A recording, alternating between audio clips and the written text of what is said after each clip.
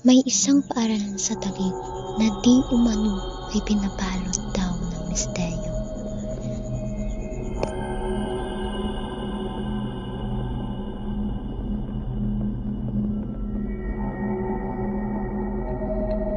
May experience po ba kayo na nakakatakot na nangyari po sa President Cristado? Pwede niyo po bang i-share sa akin?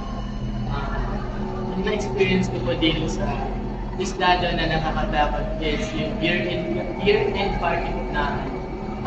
Mag-8 na po nun ng gabi. Nag-iinis pa rin po kami ng room namin. And parang nag-aihan po kami ng tatlo kong kaibigan na including yung sa fifth floor po. Tatlo po kami ng kaibigan ko sila, Luis, Nico, ako, at Darian. So parang nagtatapuhan po kami gabi niyan. Parang may napansin po sa likod ko na akala ko po ay si Nico and inantay ko po siya na tumayo po na po ako ng mga ilang segundo. Bigla ko na lang po napansin na si Luis po na parang tinatawag ako at naiiwan na daw po ako.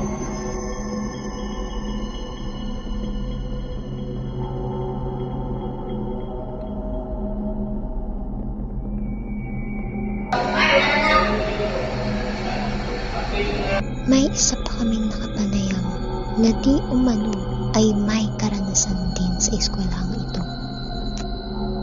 Nangyari po naman ng year-end party.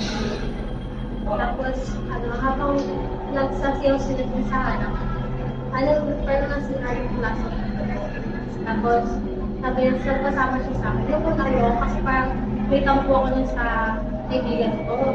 Pero dahil pinilit na ako kasi nagtatakot ko siya. Kaya sila makamit. Tapos, yung nandun na kami sa CR, pumasok siya sa pinakadulo ng corridor. Tapos, sa may bandang right side. Pagpasok na doon, kasi sigurado na yung pinta, diba? Pagkita ko may sumilip na, knock lang siya na tao kasi wala siyang mukha. Tapos, hindi ko rin siya naisip na tao kasi nagdalaw sa akin sa corridor. Tapos, kung pinento ko rin sa kanya, parang hindi na ako ulit nag-CR din sa corridor na yun.